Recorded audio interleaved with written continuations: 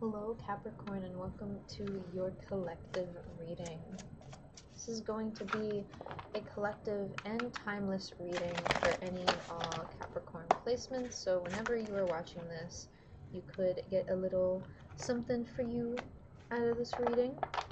And it is a collective reading, so make sure to always take what resonates, leave what doesn't, all that fun stuff. Let's get into the nitty-gritty. What's going on with Capricorn? What do they need to know, need to hear for their highest good? Let's get a clear, honest message, please. I'm gonna do six cards here. Make sure we got a good shuffle. Do a little extra cleanse. I always like to make sure. I do a lot of readings with these tarot decks. And I've been doing more tarot stuff on Twitch, so if you want to check out any tarot things, check out my Monday and Tuesday streams on Twitch, and you could possibly get yourself a little reading. Who knows? We shall see. Let's get into... oh. Page of Cups and Five of Cups. Ooh. First words I heard were not wanting to go back to that. Very silly way of saying it. Not wanting to go back to that. I don't want that, is what it sounds like. It literally feels like a, well, don't want that. Tired of that. How do I deal with this? How do I move on from things that are spilt over in these depictions here. The Five of Cups always has this energy of like, we go through a lot of things that could stress us out, and we're focusing too much on the half glass empty kind of metaphor instead of trying to stay focused on half glass full. And it's not in like a toxic positivity way. It's like a, no, we just need to stay focused, because sometimes half glass empty energies can really distract us, really like just make this pattern of thoughts that just doesn't serve the healthy mindset that I think that you have been actively trying to pursue and gain for yourself. And I think a lot of ideas, synchronicities have been coming your way, but I think this is a pit stop to ground yourself. Let's just sit with everything now. Let's really acknowledge that you've been non-stop in your mind. You've been really moving very, very forward, very quickly. And sometimes it feels a little bit like opening your own version of Pandora's box, and you just can't stop thinking. It's not even like a spiral, it's just thinking of all these different thoughts, all these different connecting details. Queen of Pentacles, someone who is very aware of how all the nature around them is very interconnected. The Queen of Pentacles is someone who really truly knows how to like build a garden, physically or metaphorically, like literally or figuratively. So when it comes to this metaphorical garden building, you understand the interconnectedness of nature and how the native animals and insects are going to have a part to play in anything that you grow, and you could essentially befriend these animals, or you can try and shut them out and make it super protective of a garden. Or if you want to just do it all indoors, that's not really like protecting it, it's just doing it indoors.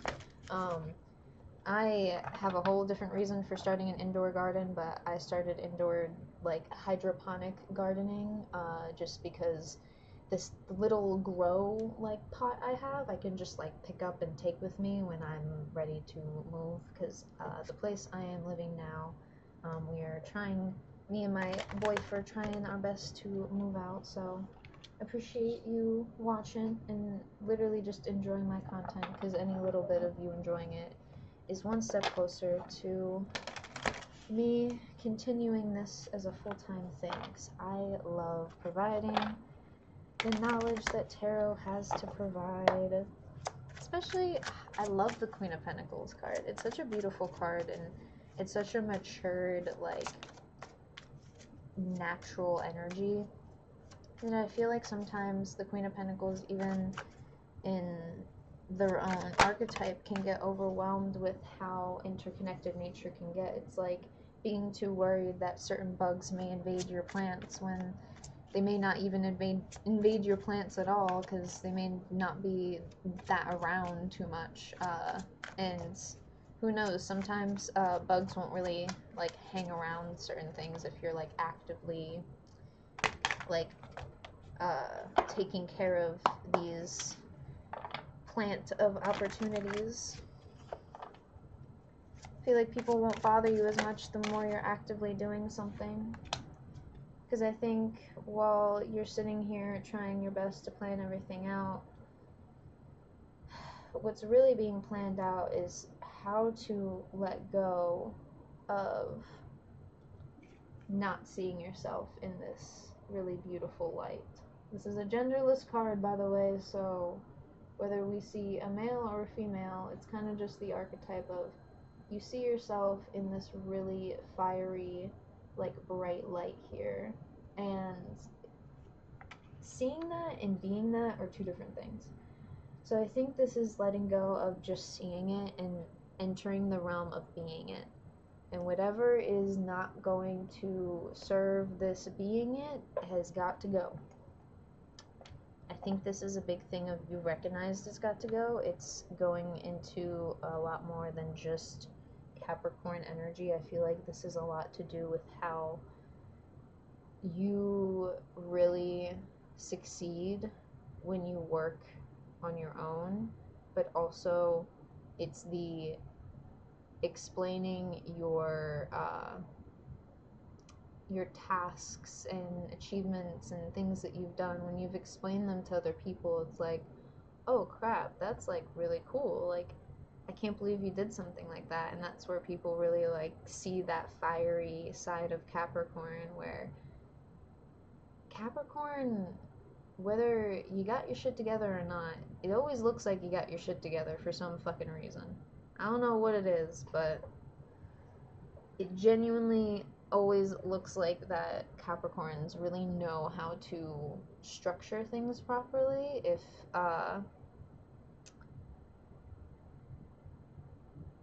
the project is right. Like, it's like you could put your whole entire faith into Capricorn. And I feel like that's a little overwhelming for some of you Capricorns. You're like, oh, I didn't know people really saw me as this really powerful figure, and I really got to embody that. And maybe there's some part of you that wasn't really walking your talk, in the sense of, yeah, I'm this, but, you know, sometimes it's a little nerve-wracking being the person that everyone goes to, the person that everyone trusts.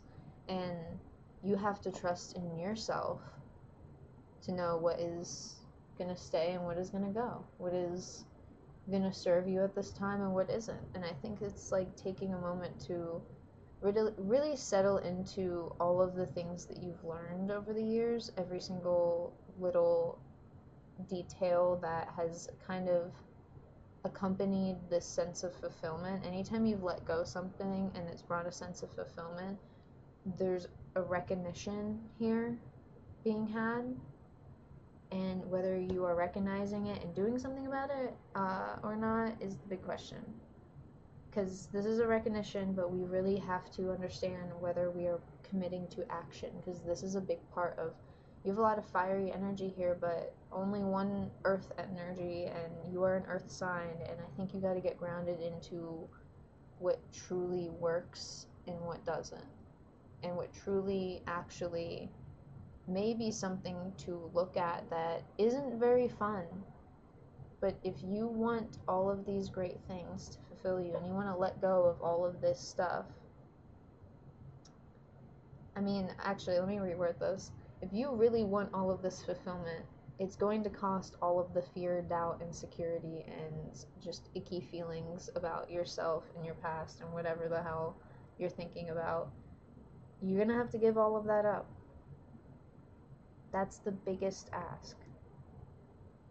And that's the thing about the Four of Swords here. It's the one thing we kind of forget about the Four of Swords is there's someone with a little more stake in all of this, and that someone I feel like is a younger past you that didn't really get a chance to fully understand what it was like to like be, I want to say, be wholeheartedly honest in what fulfilled you. And I think it's I kind of understand in the sense of like when people don't give you a chance to be yourself, so you kind of just, what can you do is what it feels like. And if you are a lot older than me and you experienced a certain era of things, I am sorry. I hope that you can find comfort in community in this modern day. Whatever and wherever you may find that community, because trust in that community. That is going to be the thing that allows you to trust in that universal love again. And I feel like when a Capricorn is calm, that's when people are really happy. Like, because that's when it's like, I always see Capricorns as like, they're not earth energies that are like towns and cities. They're earth energies that are like civilizations and empires, you know, like bigger things. So seeing someone who's like the hierarchy or whatever of a civilization actually getting the rest that they deserve and just like relaxing and not even getting like all the money or notoriety, just like enjoying the comfort of their own people, even, like, that's a true like, I want to say king or emperor or whatever, like ruler, but it doesn't even have to be like a king or queen, whatever.